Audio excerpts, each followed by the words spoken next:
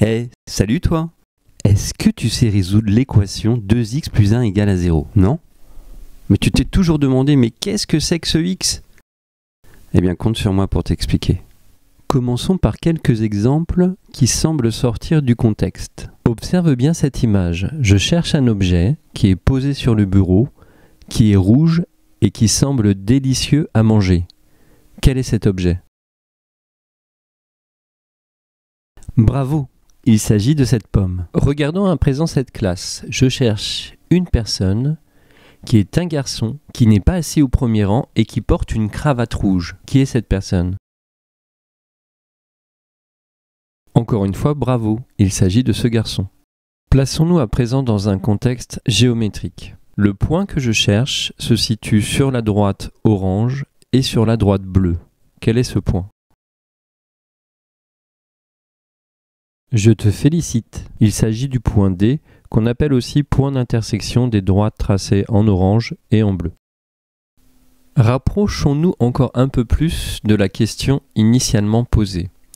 Nous avons au tableau 3 nombres. Je cherche le nombre qui, multiplié par 2, me donne 4. Quel est ce nombre? Il s'agit du nombre 2. Félicitations, tu viens de résoudre l'équation 2x égale 4. Alors, je te pose une dernière question et supposons que nous soyons à l'époque médiévale. Voici comment aurait été posée la question. Trouver quel nombre est tel que, si l'on prend son double et y ajuste 1, l'on obtient 7. Si je choisis de le dire dans un français qui est un petit peu plus contemporain, je pourrais dire la chose suivante. Le nombre est tel que, si je multiplie par 2, puis que j'ajoute 1 au résultat, je trouve le nombre 7. Quel est ce nombre? Fantastique! Le nombre est le nombre 3 et tu viens de résoudre l'équation 2x plus 1 égale 7. Un petit pouce pour le chat? Alors, si tu as eu du mal à trouver le nombre 3, je te propose de tester pour les valeurs 1, 2 et 3, la chose suivante. Faisons 2 fois 1 plus 1, cela nous donne 2 fois 1, 2 plus 1, 3, qui n'est pas 7. 2 fois 2 plus 1, cela nous donne 2 fois 2, 4 plus 1, 5, qui n'est pas 7. 2 fois 3 plus 1, cela nous donne 6 plus 1, qui est bien 7. Mais ça, je te l'expliquerai de façon plus détaillée dans la prochaine vidéo. N'oublions pas notre propos qui est « Mais qui est donc ce x ?» Si on reprend les exemples du départ, dans notre premier exemple, x aurait pu désigner l'objet qu'on cherche sur l'image. Et la façon dont on l'a trouvé, c'est parce qu'on a donné des informations qui nous ont permis de déterminer cet objet sans ambiguïté. Pour le second exemple, x aurait désigné l'un des enfants de la classe. Et de la même façon, on a donné un certain nombre d'informations qui permettent de trouver cet enfant. Pour l'exemple suivant, x désignait un point en particulier. Et encore une fois, les informations qu'on a données nous ont permis de trouver x. Enfin, pour les deux derniers exemples, x désignait un nombre que l'on cherchait. Et de la même façon, on a donné un certain nombre d'informations qui faisaient que le nombre cherché était défini sans ambiguïté, c'est-à-dire de manière unique. Alors, comme tu peux le voir, dans nos exemples, x aurait pu désigner des choses très différentes. Un objet, une personne, un point, un nombre. Mais dans tous les cas, x désigne l'inconnu qu'on recherche. Tu peux donc à présent te dire que tu es Sherlock Holmes et que tu es à la recherche d'un nombre qui vérifie une équation de degré 1. Puisque dans l'exemple proposé, x va désigner une inconnue à chercher parmi les nombres afin de résoudre une équation de degré 1. On dit aussi parfois équation du premier degré. X est donc notre nombre inconnu, notre nombre mystère si vous voulez. Et l'équation, en fait, ce sont les indices qui vont nous permettre de trouver ce nombre. Alors, maintenant, j'aimerais faire un petit peu d'histoire et te rassurer sur le fait que tu puisses éprouver quelques difficultés avec la manipulation de la symbolique X. J'aimerais te dire qu'en fait, cette histoire a commencé il y a plusieurs milliers d'années. Les Babyloniens, les Égyptiens décrivaient verbalement l'inconnu qu'ils recherchaient, un petit peu comme on a fait tout à l'heure lorsque je désignais l'inconnu X qui était le nombre tel que, en le multipliant par 2 et en l'augmentant de 1, j'obtienne 7. Évidemment, cette façon de faire, dans des contextes plus délicats, peut être extrêmement laborieuse.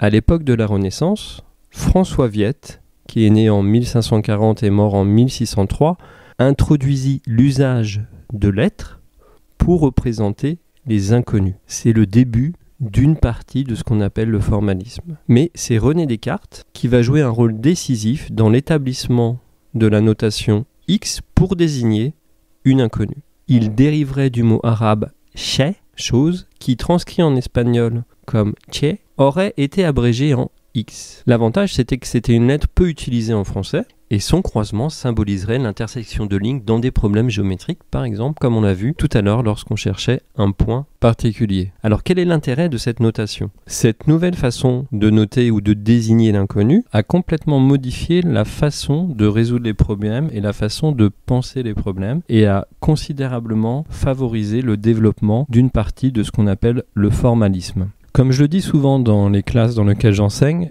la façon d'écrire induit ou est associée à une façon de penser. Donc tu vois, tu peux te rassurer, il a fallu plusieurs siècles pour mettre en place cette notation. Et maintenant, j'espère que tu auras retenu que X désigne simplement une inconnue que l'on recherche. Maintenant, pour ce qui constitue la résolution à proprement parler des équations de degré 1, eh bien ça, je vais le traiter dans une autre vidéo.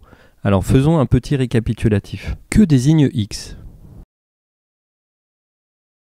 Dans le contexte des équations du premier degré, X désigne notre nombre mystère.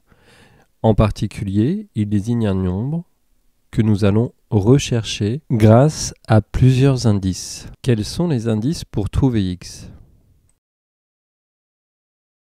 Eh bien, lorsqu'on te donne une équation, par exemple, résoudre 2x plus 1 égale 7, en fait, on te demande de trouver le nombre X, c'est-à-dire notre nombre mystère, qui vérifie la propriété suivante.